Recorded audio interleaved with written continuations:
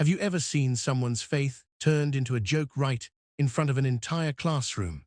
That's what happened to Amina Khan one cold Monday morning when she walked into Mrs. Wilson's history class wearing a new blue hijab. The room fell silent for a moment, and then Mrs. Wilson's voice cut through the quiet.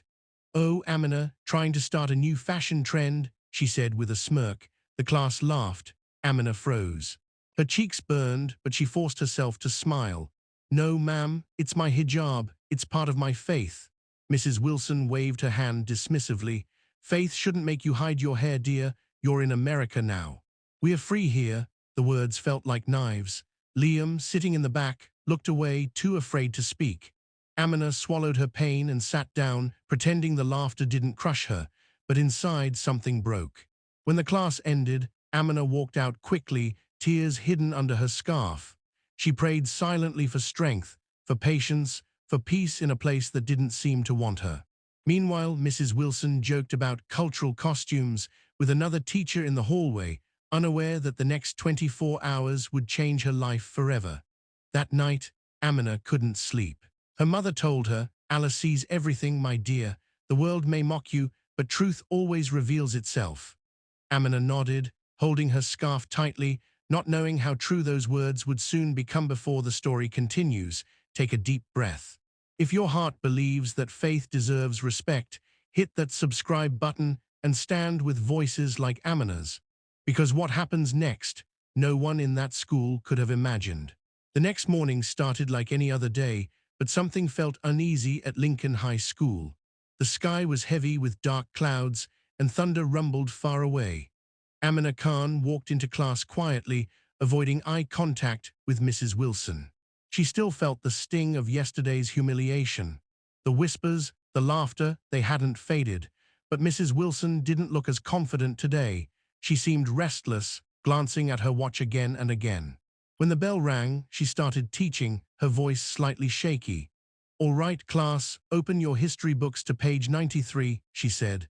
Then it happened, the lights flickered, a loud boom echoed outside, and suddenly the whole building shook. The students screamed, the power went out. "Stay calm," Mrs. Wilson shouted, trying to control her trembling voice, but panic spread fast. The emergency alarm blared, red lights flashing. Everyone rushed toward the door, but it was jammed. Smoke started creeping in through the hallway. Something was burning. Liam shouted, "The main exit is blocked." Everyone turned in fear. Mrs. Wilson started coughing, her voice breaking. "Help, I can't breathe," she gasped. No one knew what to do. That's when Amina stepped forward. Her calmness surprised everyone. "There's another exit near the back lab," she said firmly. "Follow me." They moved fast through the smoke. But just before reaching the lab door, a ceiling panel fell, trapping Mrs. Wilson's leg. She screamed in pain. Liam tried to lift it but couldn't. "It's too heavy," he cried. Everyone hesitated, except Amina. She knelt beside Mrs. Wilson, ignoring the heat and smoke. "We'll get you out, ma'am," she said. Mrs. Wilson's eyes widened. The same girl she mocked yesterday was now saving her life. Before we see what happens next, take a moment to think. What would you do if someone who hurt you needed your help?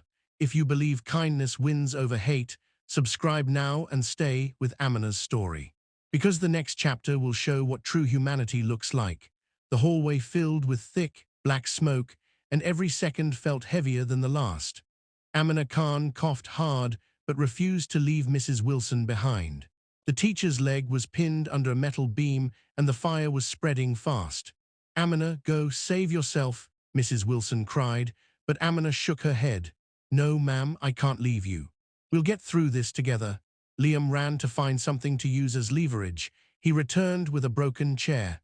Amina placed her hands under the beam, her palms burning as she pushed with all her strength. "1, 2, 3, she shouted. Together, they lifted the beam just enough for Mrs. Wilson to pull her leg free. She screamed in pain, but she was free. "Come on, we have to move," Amina said, wrapping her scarf around Mrs. Wilson's mouth to help her breathe. The same hijab that was mocked yesterday was now protecting the woman who insulted it. Every step toward the back door was a struggle. Mrs. Wilson leaned on Amina's shoulder, limping and coughing. I can't believe you came back for me," she whispered. Amina didn't answer. She just kept walking. The exit door finally appeared through the haze, but it was half-locked. Liam kicked it open, and cold rain poured in from outside. They stumbled out, gasping for air as firefighters rushed toward them. The crowd outside clapped and shouted they had made it out alive. Mrs. Wilson was taken to an ambulance, tears streaming down her face. Amina's mother arrived minutes later, holding her daughter tight. Mrs. Wilson looked at them from a distance, ashamed but thankful. For the first time, she didn't see Amina as different. She saw her as human, brave, selfless, and strong. Before we reach the final truth, pause for a moment. If this story touched your heart, subscribe and stand for those who choose mercy over hate. Because the last chapter will show how one act of kindness can silence a lifetime of prejudice. The next day, the school looked like a ghost town. Charred walls, broken glass, and the smell of smoke still lingered. But inside the principal's office, something unexpected was happening. Mrs. Wilson sat quietly with a bandage around her leg, waiting for Amina Khan to arrive. When Amina walked in, her scarf neatly pinned as always, the teacher stood up slowly, and her eyes filled with tears. "I owe you my life," she said in a shaky voice. "I mocked the very thing that saved me." Amina smiled softly. "It's okay, ma'am. My hijab isn't just a piece of cloth. It reminds me to be humble and kind, even when others aren't." The principal, moved by what he witnessed, announced that the entire school would hold an assembly. That afternoon, the gym was full. Students whispered as Mrs. Wilson took the stage with Amina by her side. The teacher looked down, then raised her head. "Yesterday I laughed at faith," she said, her voice trembling. "Today I'm alive because of it. This girl showed me what humanity truly means." A hush filled the room. Then everyone began to clap, slow at first, then louder. Liam shouted, "Amina, you're a hero." Tears rolled down Mrs. Wilson's face. She turned to Amina. "If you'll allow me," she said softly, "I'd like to learn more about your culture from you." Amina nodded, smiling through tears. "It would be my honor." That day, a new kind of lesson began, one about compassion, respect, and courage. The woman who once mocked a hijab now defended it.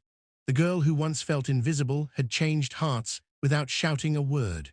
If you believe that love and respect can rewrite even the coldest hearts, subscribe now and be part of stories that remind the world what real humanity looks like. Because kindness always wins in the end.